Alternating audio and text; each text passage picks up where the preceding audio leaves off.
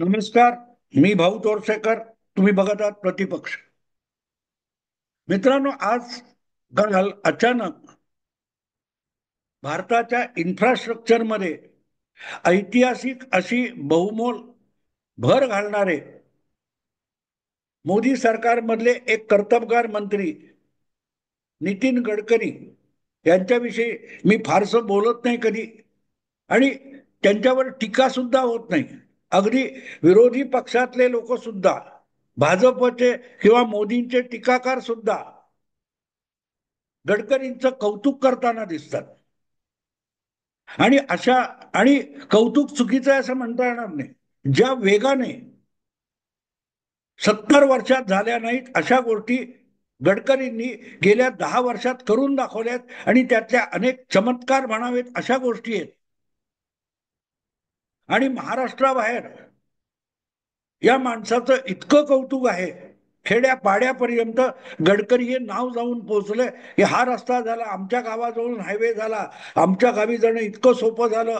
असं म्हणताना कुठलाही मध्य प्रदेश, उत्तर प्रदेश किंवा बंगाल, आसाम मधला माणूस सुद्धा कौतुकाने गडकरींचं नाव घेतो. एवढं इन्फ्रास्ट्रक्चरचं काम झालंय, आणि त्याचं श्रेय मोदी सरकार इतकंच गडकरींचं आहे. आणि म्हणून विरोधी पक्षांना सुद्धा मान्य करावं लागतं. अगदी भाजपचे टीकाकार असून शरद पवारांनी सुद्धा याचं श्रेय गडकरींना दिलेलं आहे, की आधीच्या सरकारांना जमलं नाही, त्याच्या अनेक पटीने गडकरींनी करून दाखवलं, हे शरद पवार सुद्धा बोललेले. आणि शरद पवार कशाला, इतर अनेक पक्षातले कट्टर भाजप विरोधी पक्षातले लोक सुद्धा बोललेले. पण आजकाल अचानक कुठून किल्ल्या फिरल्यात माहित नाही, पण गडकरी यांना टार्गेट करण्याच्या, लक्ष करण्याच्या, बदनाम करण्याच्या, राजकीय आयुष्यातून उठवण्याच्या मोहिमा सुरू झाल्यात. आणि म्हणून गडकरी हा विषय मला घ्यावा लागला. असं काय झालंय गडकरींचं?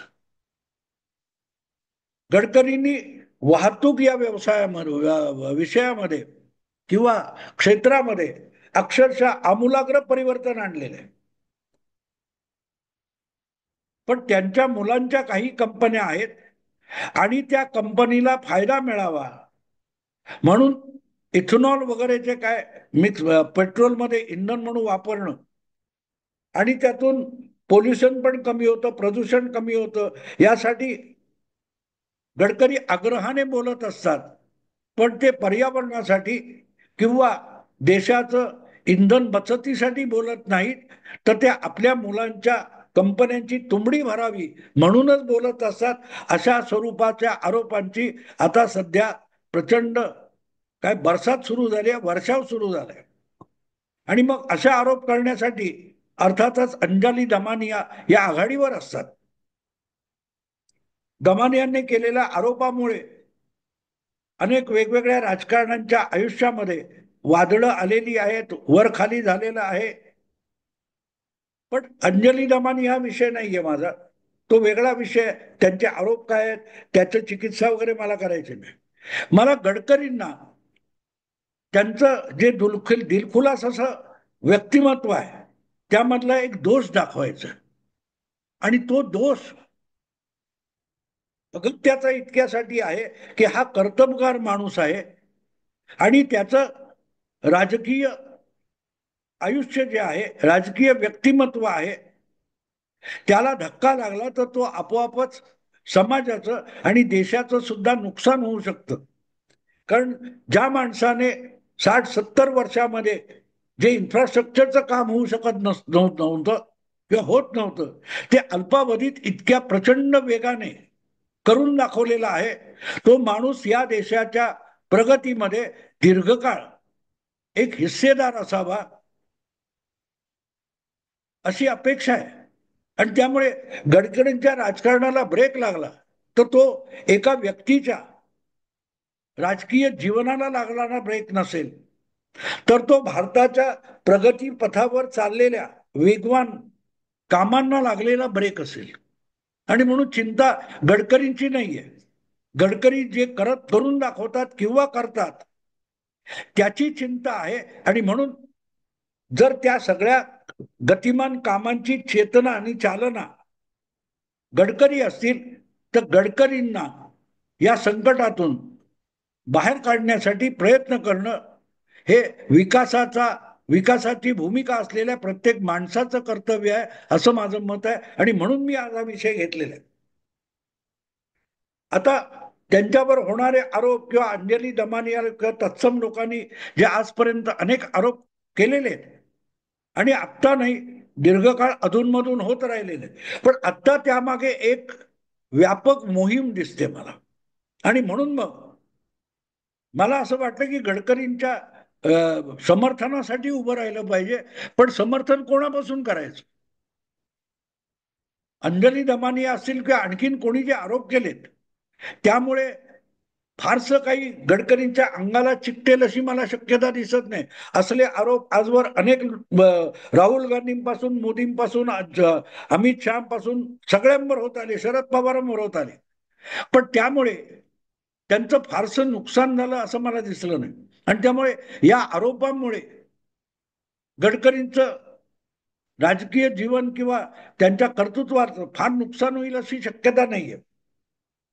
पण त्यापेक्षाही स्वतः गडकरीच आपल्या राजकीय जीवनाचं नुकसान करतील का याची भीती महत्वाची. एक गोष्ट असते नेहमी, गांधीजींचं कुठचं तरी एक वचन मी वाचलेलं आठवतं की तुमचा पराभव करणं, तुमचा अपमान करणं कोणालाही शक्य नसतं जोपर्यंत तुम्ही त्याला सहकार्य देत नाही. तुमच्या मदतीशिवाय कोणीही तुम्हाला अपमानित करू शकत नाही, तुम्हाला हरवू शकत नाही असं गांधीजी म्हणतात. तेव्हा त्याचा आशय समजून घेणं अगत्याचं आहे. त्याचा अर्थ सोपा असा आहे मित्रांनो, की तुमच्या विरोधात जी मंडळी असतात त्यांच्या हाती तुम्ही कोलीत दिलं तर मग ते आग लावायला मोकळे असतात. त्यांच्या हाती कोलीत जर तुम्ही दिलं नाही तर त्यांनी कितीही प्रयत्न केले तरी तुमच्या अंगणामध्ये ते आग लावू शकत नाहीत. आणि गडकरींच्या बाबतीत माझा आक्षेप आहे तो तोच आहे. त्यांच्या कामावर कोणी बोट ठेवू शकत नसेल अशा व्यक्तीच्या चारित्र्यावर जे आरोप होत आहेत तेही मला तेवढे गंभीर वाटत नाही. पण राजकारणामध्ये न बोलता जे साधता येतं ते बोलून गमावण्याची पाळी येते. याचं उत्तम उदाहरण म्हणून मी गडकरींकडे बघतो.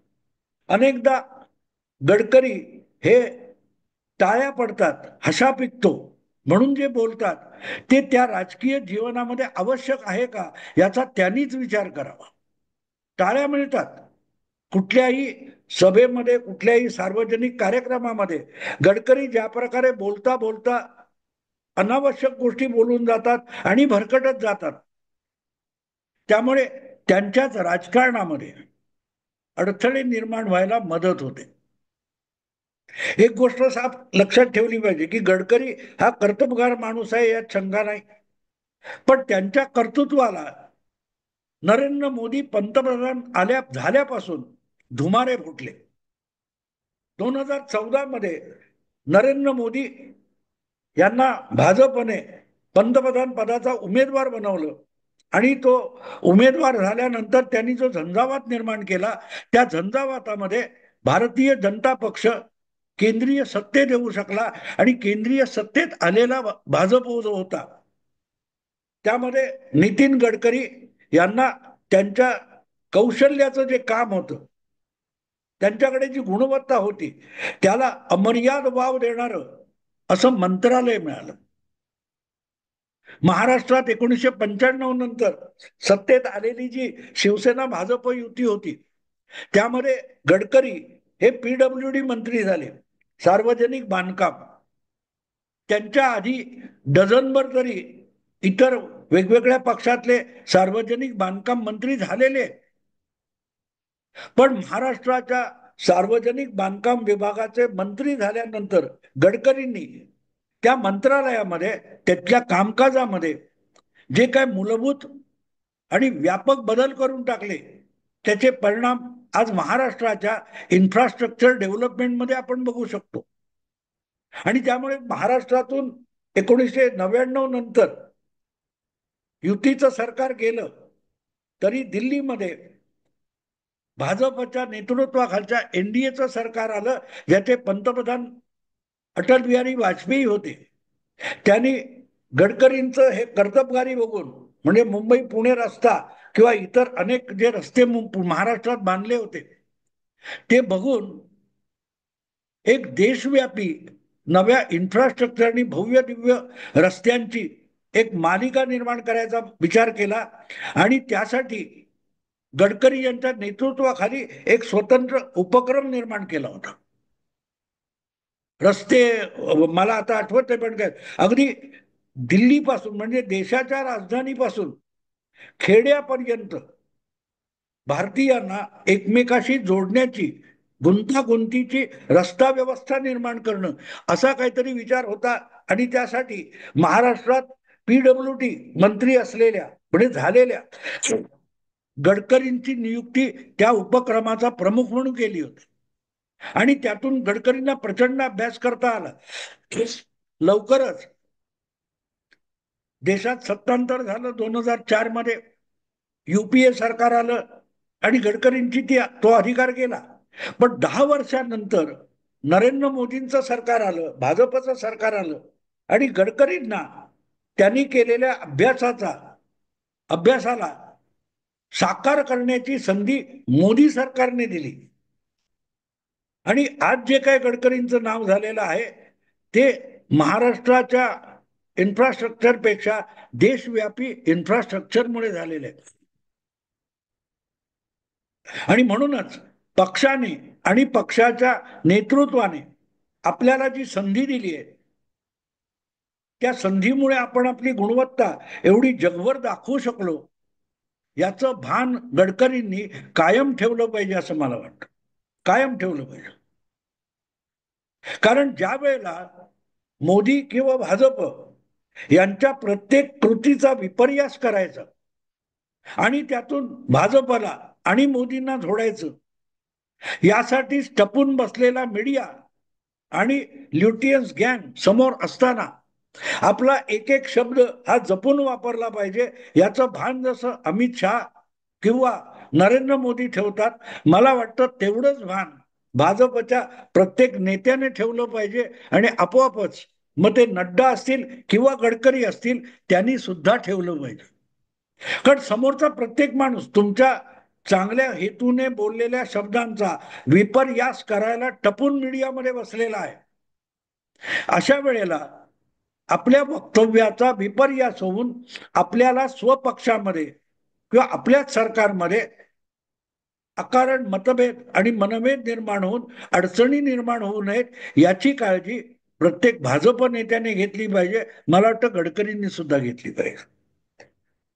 पण अनेकदा मानवी स्वभाव असतो. मी ते मुद्दाम उदाहरण देतो की एकाच टीम मध्ये युवराज सिंग पण होता आणि महेंद्रसिंग धोनी पण होता आणि दोघेही सारख्याच ताकदीचे फलंदाज होते. पण स्टेडियमवर मिळणाऱ्या टाळ्या आणि चीअरअप असं म्हटल्यानंतर सिक्सर सिक्सर म्हटल्यावर प्रत्येक बॉल फिरवायला गेलेला युवराज सिंग क्रिकेटमध्ये फार टिकला नाही, कारण तो कौतुक आणि टाळ्यांच्या आहारी गेला. पण तेवढीच क्षमता आपल्याकडे असूनही प्रत्येक बॉल टोलवण्याच्या मोहाला धोनी बळी पडला नाही आणि धोनी हा भारतीय क्रिकेटमध्ये दीर्घकाळ टिकला आणि इतिहासावर आपली छाप पाडून गेला. समोर बसलेल्यांना काही फरक पडत नाही, पण एका चुकीच्या बॉलवर मारलेला फटका तुमची विकेट घेऊन जातो हे सत्य कायम लक्षात ठेवायचं असतं एका फलंदाजाने. तसंच राजकारणात वावरणाऱ्या प्रत्येक नेत्याने आपल्या वक्तव्याचा विपर्यास होण्याची एक एक संधी समोरची टीम बघत असते, साधत असते, हे विसरता कामा नये. मला वाटतं गडकरींना त्याचा अनेकदा विसर पडतो. समोर बसलेले श्रोते प्रेक्षक यांच्या टाळ्या त्यांचा हशा यात गडकरी वाहून जातात. आणि म्हणून मला गडकरींना आज आठवण करून द्यायचे की त्यांना ज्याचं कौतुक आहे असे महाराष्ट्रातले एक नेते आहेत शरद पवार. शरद पवार हे सुद्धा, अगदी मी तर मोदींशी तुलना करतो, शरद पवारांची बुद्धिमत्ता, शरद पवारांची गुणवत्ता, शरद पवारांची क्षमता, त्यांची मुत्सद्देगिरी ही अगदी नरेंद्र मोदींची तुलना करता यावी इतकी आहे. पण तरीही वर्षानुवर्ष राज्याच्या आणि केंद्राच्या राजकारणात राहून शरद पवार हे वंचित राहिले. आणि त्याचं एकमेव कारण अनावश्यक ठिकाणी अनावश्यक शब्द वापरणं, बोलणं, टाळ्या मिळवण्यासाठी, प्रसिद्धी मिळवण्याच्या आहारी जाऊन शरद पवारांनी आपलं सगळं राजकारण नासवून टाकले. आणि हे मी आज सांगतो असं समजू नका. जवळजवळ 30 वर्षापूर्वी दैनिक नवाकाळचे संपादक निळूभाऊ खाडीलकर यांनी एक अग्रलेख लिहून असेच शरद पवारांचे कान टोचायचा प्रयत्न केला. तेव्हा शरद पवार 50 मध्ये होते, 60 पण ओलांडली नव्हती. आणि निळूभाऊंनी अग्रलेख लिहिला होता की गीता सांगायचं वय झालंय, गीता सांगायची वेळ आली आहे, त्यावेळेला रासलीला करू नका. म्हणजेच टाळ्या वाजतात, हशा पिकतो, म्हणून भरकटत जाऊ नका, टिंगल टवाळ्या करू नका,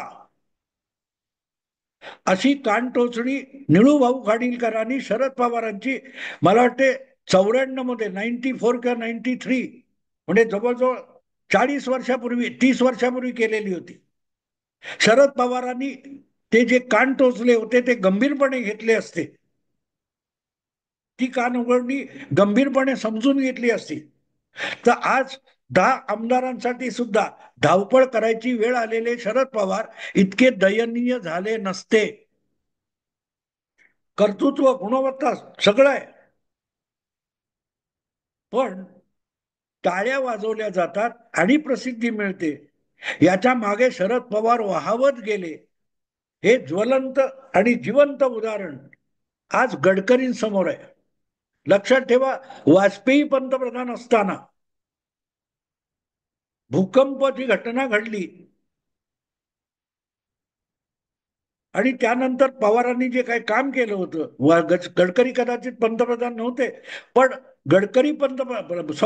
वाजपेयी पंतप्रधान होते.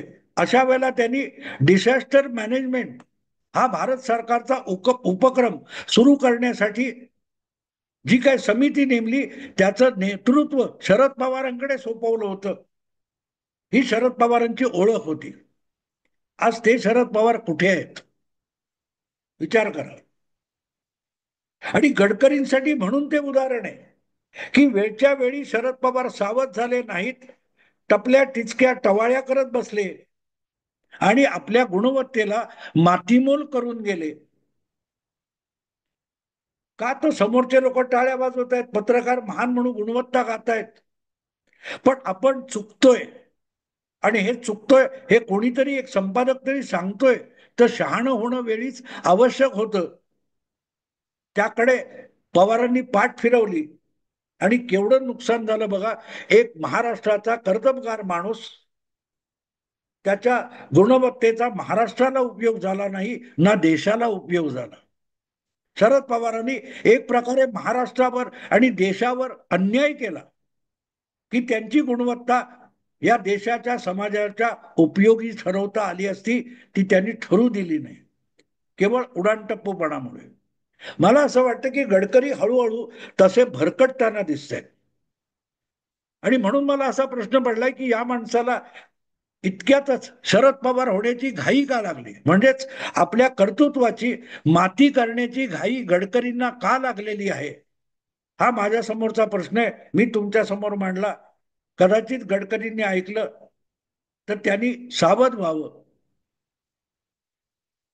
न आवडणारे शब्द मी बोललोय, पण आवडते शब्द खड्ड्यात घेऊन जाणार असेल तर नावडत्या शब्दातून सावध व्हावं, एवढंच सांगून थांबतो. आवडलं लाईक करा, शेअर करा आणि प्रतिपक्षाला सबस्क्राईब करा.